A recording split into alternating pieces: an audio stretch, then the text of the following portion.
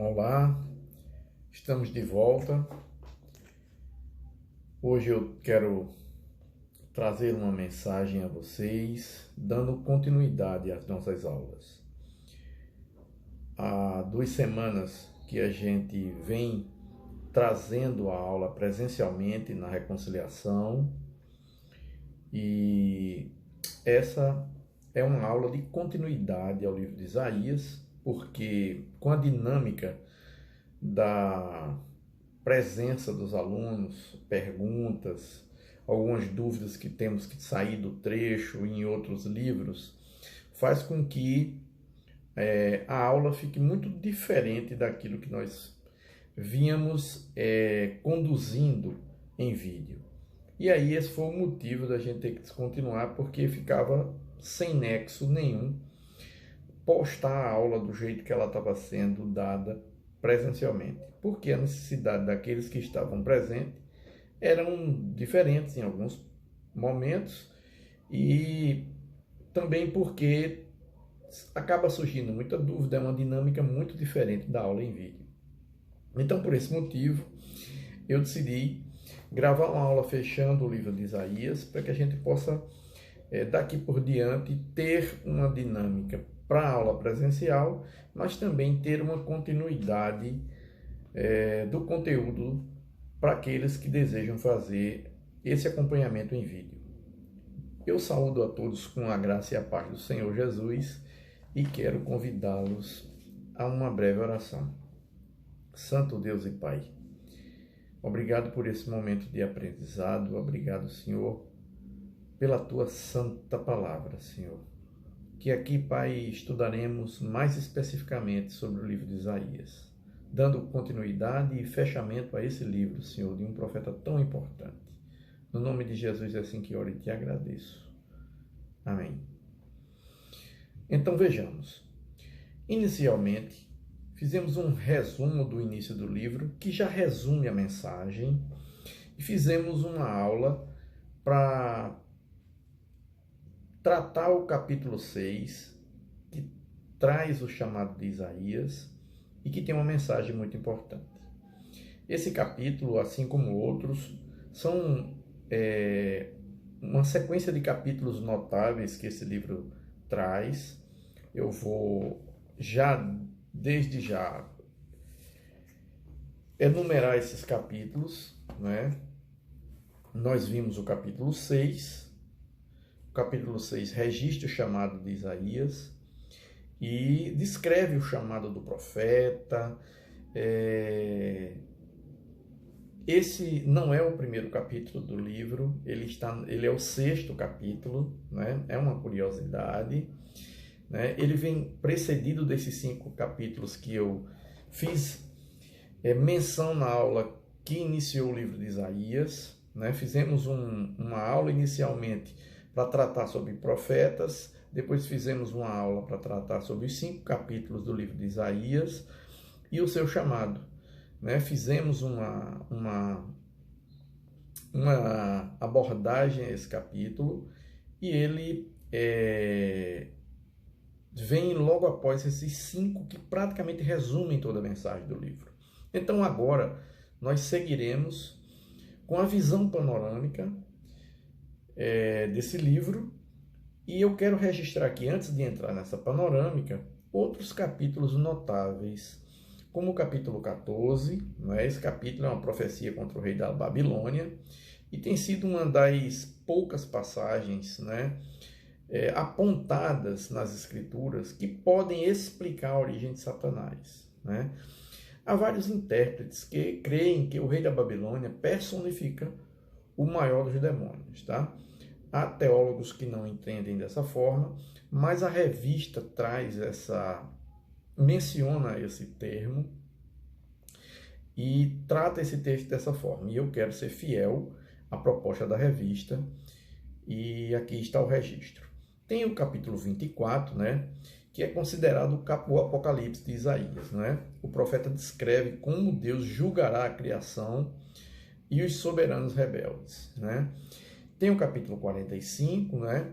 É uma uma profecia muito específica com respeito ao rei que daria a carta de libertação do povo. Ele vai descrever, se a gente for lá no capítulo 45, veremos que há uma descrição de Deus sobre o rei Ciro, porque a gente já viu lá naqueles livros históricos, quando a gente vê a história de Esdras, de Neemias, nós já tocamos nesses assuntos lá, né? É o decreto do rei Ciro que faz alguns voltarem para Jerusalém, né? São aqueles que voltam. Chamamos esse momento de novo êxodo, né? Esses foram os arrependidos. Esse Deus restaura, traz, restitui a eles essa terra, né? Então, esse capítulo 45 é muito específico sobre isso, né? Ele chama Ciro de meu ungido, né? Essa palavra, né? Ela é muito especial. Então, é um capítulo que merece leitura com afinco, uma leitura detalhada, pesquisa, para que a gente possa beber dessa fonte com mais profundidade e ter acesso a um capítulo tão especial como esse. E tem também o capítulo 61, né? Porque lá em Lucas 4 está declarado, né? Jesus declara, né? Que ele era o cumprimento dessa profecia, né? Então esse é um profeta que a gente chama de profeta messiânico, porque ele, como ninguém, descreveu no seu registro o Messias, né? O ungido de Deus que viria, né? Então são várias as formas durante esse livro que ele vai se referir, o servo sofredor. Então são vários capítulos que trazem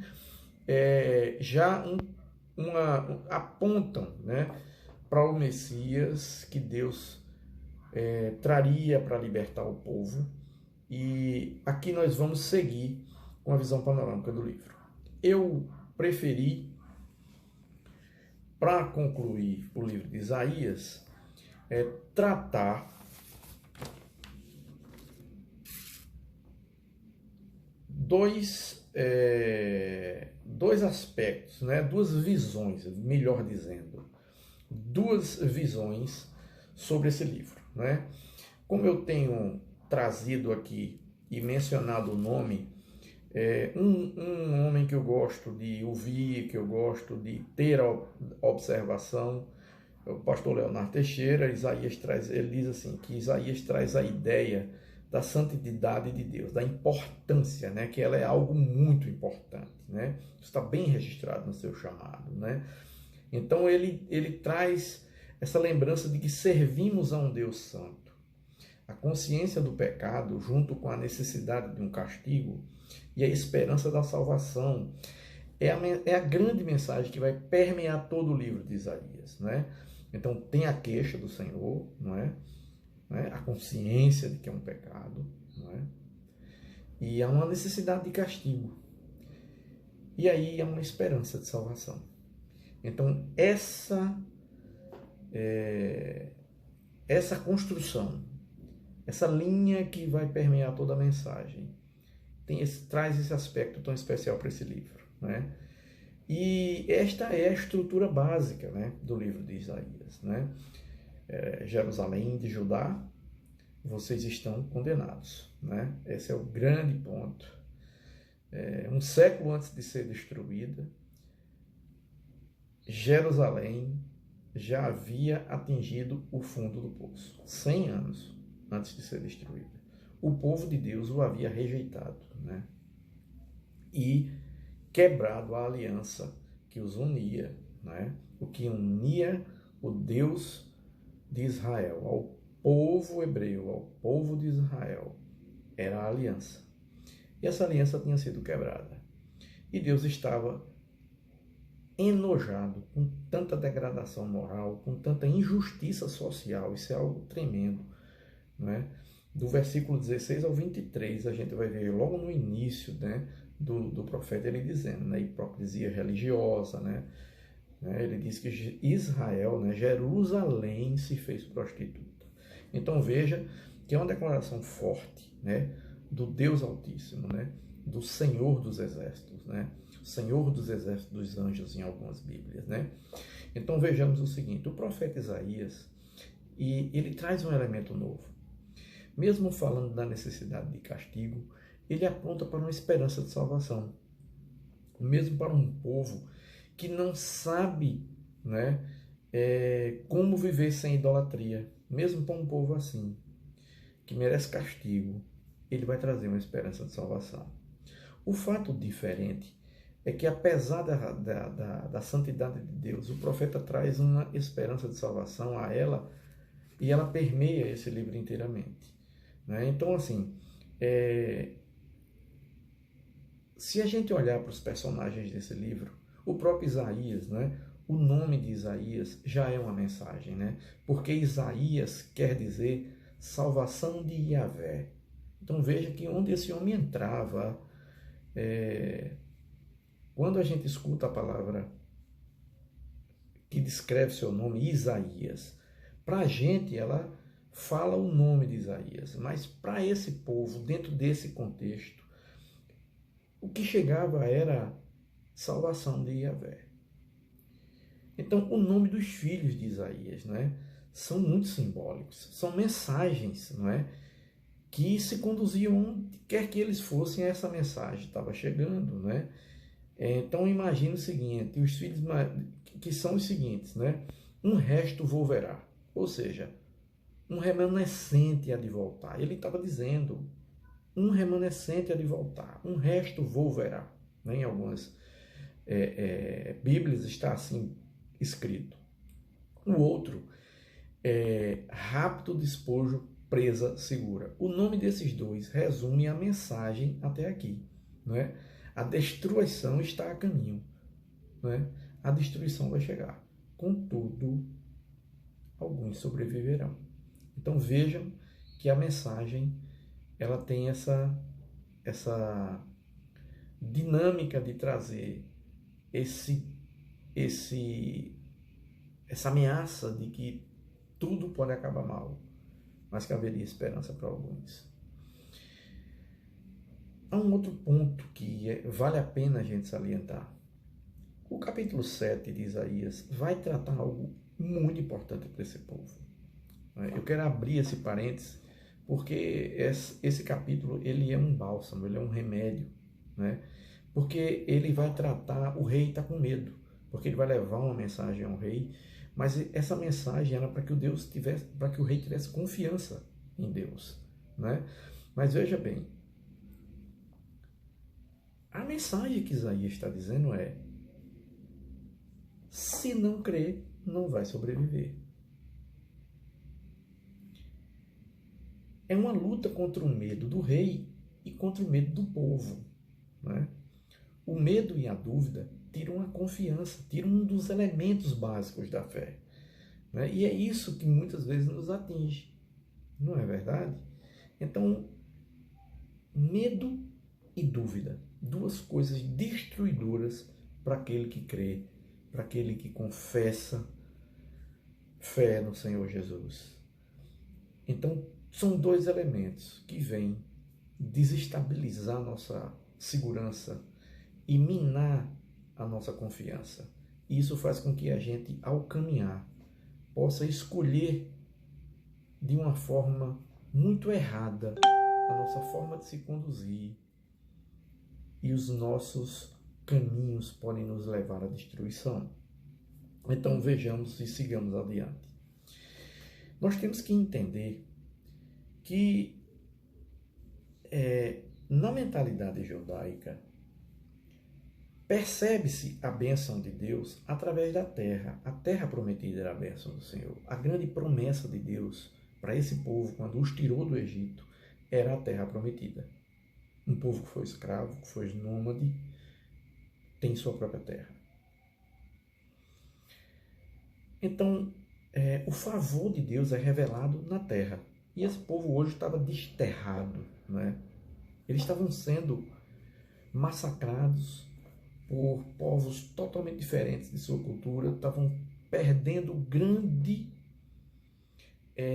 legado que era a sua identidade, a sua cultura, porque isso era parte de sua identidade. Então esse povo percebe o favor de Deus né? A mentalidade judaica percebe o favor de Deus nesse contexto com a terra. Se nós que estamos aqui na nova aliança, né, estamos hoje 20 séculos depois que Cristo veio ao mundo, a mentalidade cristã, qual é a forma de reconhecer o favor de Deus? Né? O favor de Deus, ele é percebido na cruz. Né? A igreja é o remanescente. Né? E o favor de Deus é percebido na cruz. Então essa é a nossa realidade hoje. Mas nesse tempo, esse povo tinha uma identidade, esse povo tinha uma promessa, esse povo tinha uma aliança com esse Deus, o Deus da promessa. Isso tinha sido quebrado. Esse povo preferiu se unir a povos que eram extremamente estranhos à sua cultura e à sua forma de adorar. E acabaram prostituindo-se, né? E prostituindo o culto. Porque o grande lance desse livro vai ser chamar a atenção para que Jerusalém tinha se prostituído. Amém? Então sigamos adiante. No capítulo 57, nós vamos aqui fazer um arrazoado, né? Porque Deus lá tinha dito o seguinte: o povo precisava ouvir a mensagem, se conscientizar. Se esse povo se conscientizasse, o próprio Deus, aquele que tinha a queixa, que estava trazendo essa queixa, e pede testemunho de céu e terra, né? E põe diante desses homens tudo que podia acontecer contra eles. Mas é esse mesmo Deus que faz uma arrazoada e diz: venham cá, se vocês me ouvirem, vocês terão o melhor do melhor. Mas se vocês endurecerem, se vocês não me derem ouvido, se vocês não considerarem o meu conselho, a destruição será total. Então vejamos o seguinte: no capítulo 57, que é mais um que eu quero fazer um registro, a reflexão de que ninguém leva em consideração que o justo é levado antes do mal, ou seja, ninguém está fazendo isso, né? Deus estava livrando os justos antes que viesse o mal, e eles iam entrar na paz do Senhor, né? Descansar no seu leito, os que andam em retidão, não é? Então, eles já tinham a morte como espera da vida eterna, não é? Também que os lugares de culto foi onde Deus identificou o adultério, porque era exatamente lá, fazendo com que deuses pagãos, com que ritos pagãos fossem introduzidos, ou mesmo que eles cultuavam, aceitavam cultuar, aceitavam divindades diferentes para se dar bem com os vizinhos, para ter acordos políticos. Tudo isso traz para eles uma falsa segurança, onde a segurança era confiar no Deus eterno. A segurança era não temer inimigo nenhum, temer apenas a Deus. Isso tudo vai começando a ruir e a ser deturpado. E é por isso que esse povo vai sofrer. Assim está descrito, né? Então vejam bem, os lugares do culto são primordiais nesse período da história, não é? Então veja que esse capítulo vai tratar de carvalhos, ribeiros e montes, são os lugares de cultos.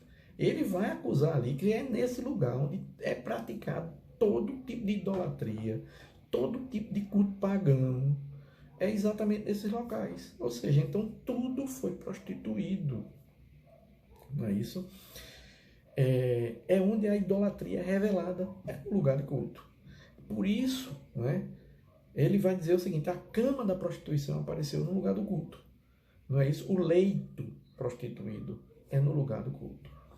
Então, isso tem que chamar a atenção desse povo. Amém? Então, essa é uma mensagem, mas também a gente tem que ver algo muito especial, porque é exatamente no fim do livro que vem algo tremendo. Ele vai dividir, né? Ele vai dividir o povo. Isso é uma mensagem para nós hoje, que diz assim: em que grupo nós estamos? Nos grupos dos que ainda têm uma chance, dos arrependidos, que vão ser restituídos à sua terra, e que vai ser reedificada a sua religiosidade, a sua fé, a sua espiritualidade vai ser reerguida. E a segurança, porque logo depois Neemias vem e constrói os muros. Primeiro se restaura o templo com Esdras, né? Zorobabel vai na frente, depois Neemias vem, Neemias vem e reconstrói os muros. Então veja o que está acontecendo.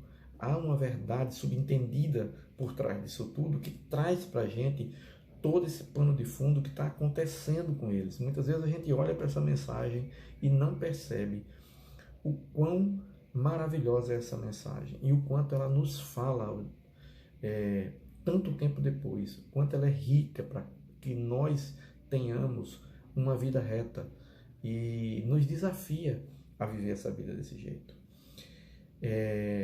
Então, sigamos nesse entendimento, porque agora eu trago uma segunda visão, para que a gente possa ter essa mescla, né, de visão panorâmica, e vocês possam, eu quero com esse estudo encerrar esse livro e estimulá-los a ler esse livro de uma forma pausada, minuciosa, fazendo estudo, lendo comentários. Vocês vão ver a riqueza desse livro e vocês vão ver o quanto esse livro vai contribuir com a vida de santidade, uma vida que agrada a Deus e uma vida que nos fará muito bem. Eu não estou aqui de forma alguma trazendo para vocês uma tarefa que antes não seja dada a mim mesmo, porque essa tarefa todo dia Deus me desafia. Eu hoje sirvo ao Senhor na reconciliação. Deus me dá a oportunidade de estar aqui trazendo para vocês mensagens, mini aulas da Escola Bíblica Dominical, mas só Ele sabe o quanto eu luto para ter uma vida de santidade e geralmente o que eu vejo é que eu não tenho e que muitas vezes aquele homem que eu desejo ser eu acabo não sendo, o marido que eu desejo ser eu acabo não sendo, o pai que eu desejo ser eu acabo não sendo, mas a misericórdia dele se renova a cada manhã e Ele vai construir o meu caráter, Ele vai mudar o meu caráter, Ele vai mudar a minha mente. Ele vai fazer com que a minha mente perca a forma desse mundo e absorva a nova forma que é viver em Cristo e para Cristo. Então, a segunda visão que eu quero trazer é do Manual Bíblico da Sociedade Bíblica do Brasil. Em algumas aulas anteriores eu já fiz essa indicação para aqueles que gostam de fazer uma leitura complementar. Esse é um excelente material. E eu quis trazer algumas considerações do manual.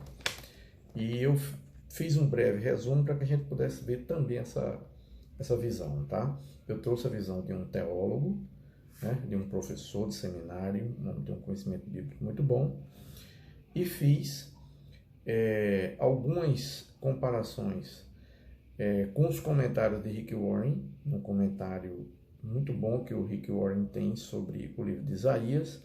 E agora quero trazer essa visão do Manual Bíblico, porque ele entende o seguinte, que é um livro em 3 partes, né? Ele faz uma divisão diferente.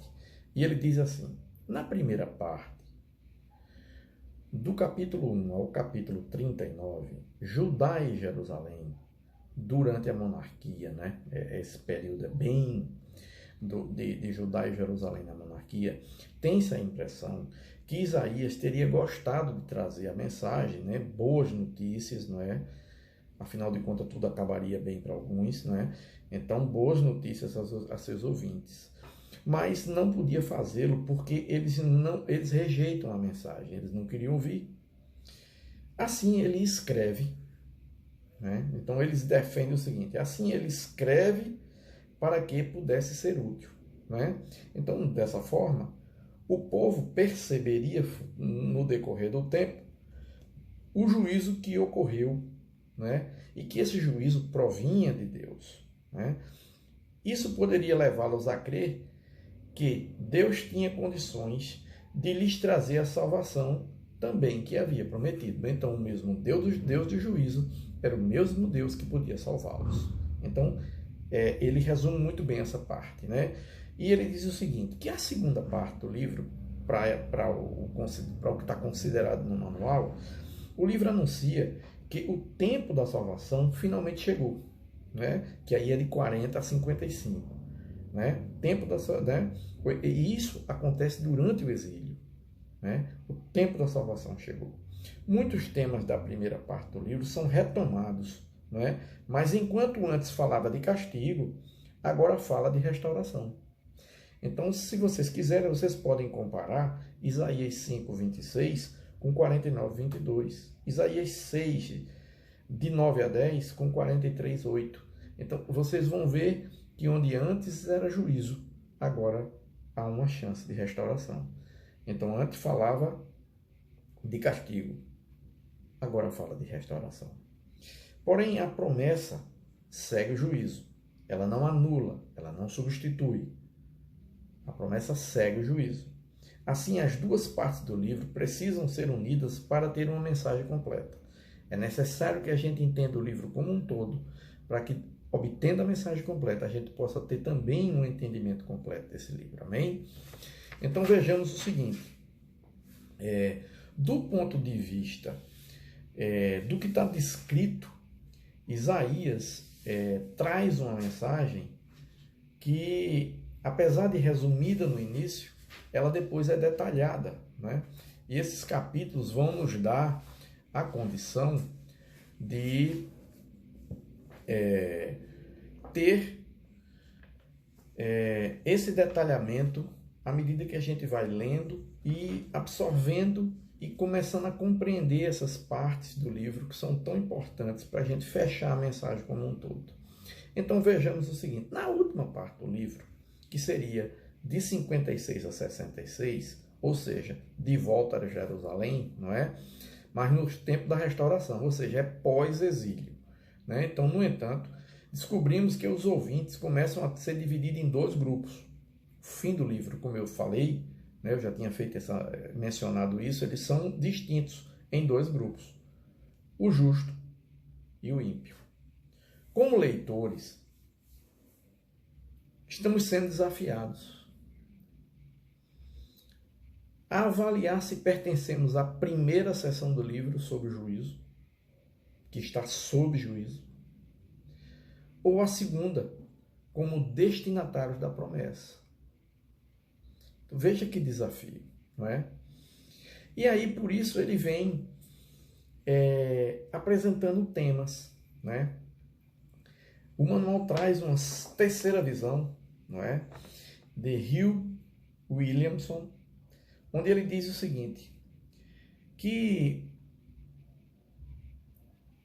esse livro apresenta o seguinte, que lá no primeiro trecho, quando a gente diz que aquele primeiro trecho do livro de Isaías descreve resumidamente o livro inteiro, ele diz que é como se tivesse o seguinte, o primeiro, lemos sobre a queixa de Deus, né? A queixa que Deus tem contra o seu povo. E que o pecado deles trará juízo na forma de uma derrota militar, porque é isso que ele vai descrever. Na verdade, isso já aconteceu. E nós, né, somos aqueles que acabaram de escapar por pouco. Depois, nos versos de 10 a 20, mostram que não é suficiente responder apenas com mais ritos religiosos. Deus está cansado de reuniões, de ritos, de citações emblemáticas, coreografias, porque Deus está cansado disso. Deus está dizendo, eu não aguento mais, né? As suas reuniões, eu não aguento mais vê-los, não é? Com essa religiosidade. Será que eu não já estou farto de tanto sacrifício, né? Quando ele começa a dizer isso. Então vejamos o seguinte. Ele não quer rito. Ele quer uma mudança completa de estilo de vida. Um estilo caracterizado por pureza de conduta e amor pela justiça. se forem humildes e me obedecerem, vocês viverão fartamente, não é? É aquele convite que eu falo, né? Algumas Bíblias trazem esse trecho como o convite da graça. Finalmente, dos versos 21 a 31, assim como a terceira parte do livro como um todo, mostram que os leitores são divididos em duas categorias e que Deus está fazendo distinção entre eles. Os rebeldes e pecadores serão destruídos. Verso 28. Mas também existe em Sião os que serão redimidos. Amém? Precisamos refletir sobre isso. Então, ao lermos esse livro, à luz dessa introdução, somos desafiados a lê-lo de uma forma responsiva, diz Williamson, dando ouvidos às advertências e nos apropriando das promessas. Amém?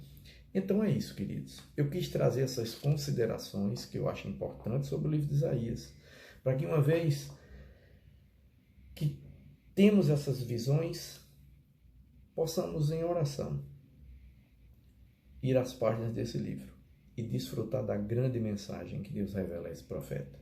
Amém? Nós seguiremos com a aula logo mais, presencial. Aqueles que quiserem, será um prazer revê-los e encontrá-los logo mais. Teremos a aula às 8, das 8 às 9. Eu é que chego às 7h30, estou lá para recebê-los. Eu devo chegar às 7h30 na reconciliação. Às 8 nós começamos e encerramos às 9 horas impreterivelmente.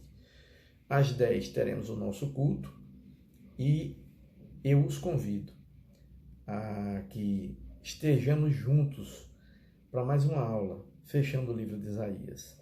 Presencialmente, farei o último trecho da revista que trata o livro de Isaías, trazendo esse entendimento de que o livro tem uma mensagem completa e uma mensagem que vai permeá-lo do começo ao fim.